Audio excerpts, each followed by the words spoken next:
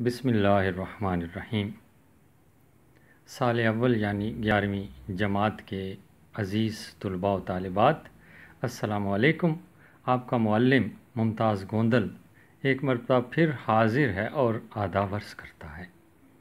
अज़ीज़ तलबा व तालिबात, मारूज़ी पर्चे के हवाले से बात हो रही थी और उसी हवाले से थोड़ी सी तफसील में बयान करना चाहूँगा आपकी तैयारी के लिए। तो 20 सवालात पर मुश्तमिल होता है मारूज़ी पर्चा। पहले 5 सवालात जो हैं वो दरसी किताब के हिस्सा नसर से लिए जाते हैं, वो सबक के अंदर से भी दे सकते हैं, मशकी सवालात के MCQs बनाकर दे सकते हैं। इसलिए हिस्सा नसर का मुतालिया गहरे तौर पर बहुत ज़रूरी है, वो आप कर लीजिए।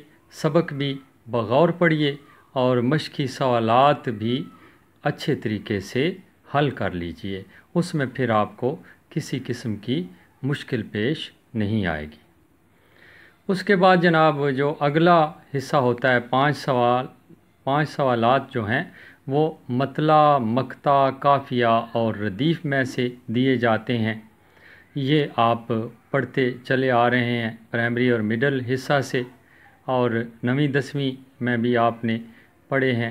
मतला गज़ल का वो पहला शेर होता है जिसके दोनों मिसरे हम काफ़िया और हम रदीफ़ होते हैं। शर्त ये है कि पहले मिसरे में भी काफ़िया रदीफ़ मौजूद हो और दूसरे मिसरे में भी काफ़िया रदीफ़ मौजूद हो, तो फिर वो मतला कहलाता है।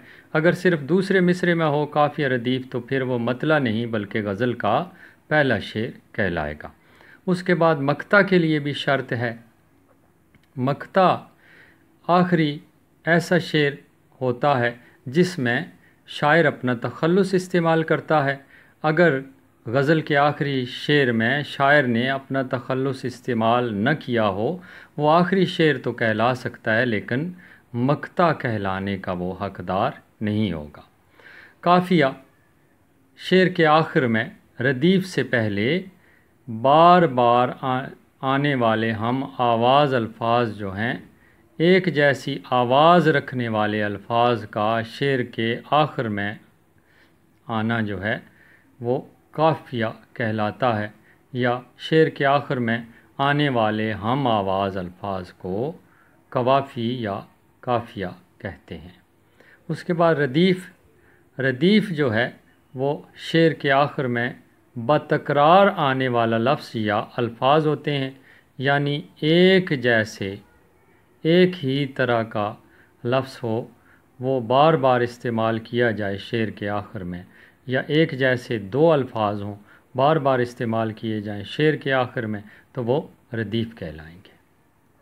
उसके बाद 5 सवालात इसमें से होते हैं और 5 सवालात होते हैं आपके तशबीह, इस्तिआरा और तलमीह में से।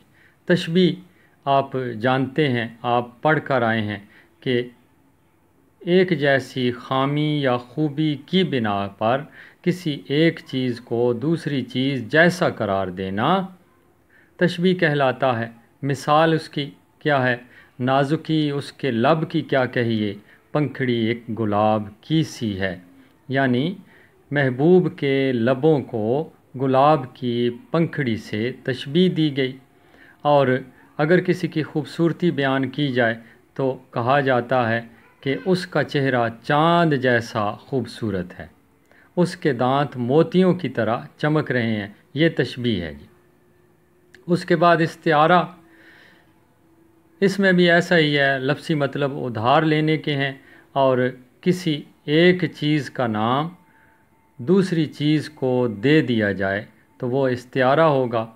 तो माँ कहती है कि मेरा चाँद आ गया, हालांकि उसका बेटा आता है तो अपने बेटे को वो चाँद कह देती है। वक्ती तौर पर चाँद का नाम उसने अपने बेटे के लिए उधार लिया, ये इस्तिआरा है। तलमी, किसी भी तारीख़ी वाक़या की तरफ इशारा होना तलमी कहलाता है।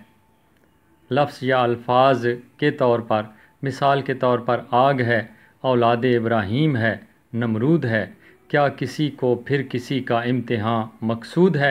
इसमें हज़रत इब्राहीम अलैहिस्सलाम के वाक़या की तरफ इशारा है कि جس واقعہ میں حضرت ابراہیم علیہ السلام کو آگ میں ڈالا گیا، آگ پھر گلزار بن گئی تھی۔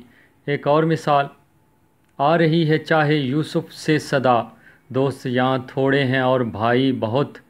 اس میں حضرت یوسف علیہ السلام کا واقعہ ذہن میں آتا ہے کہ جب ان کے بھائیوں نے انہیں کنویں میں گرا دیا تھا۔ اور پانچواں جو ہے وہ جملوں کی درستی ہے، جملوں کو درست کرنا ہے۔ اس میں عموماً مذکر مؤنث کی غلطیاں ہوتی ہیں۔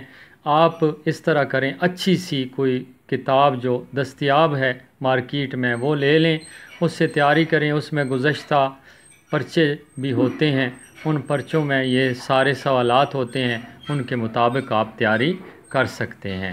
اس کے ساتھ ہی اجازت دیجیے، انشاءاللہ دوبارہ حاضر ہوں گے انشاء یا پرچہ کی رہنمائی کے حوالے سے۔ اللہ نگہبان۔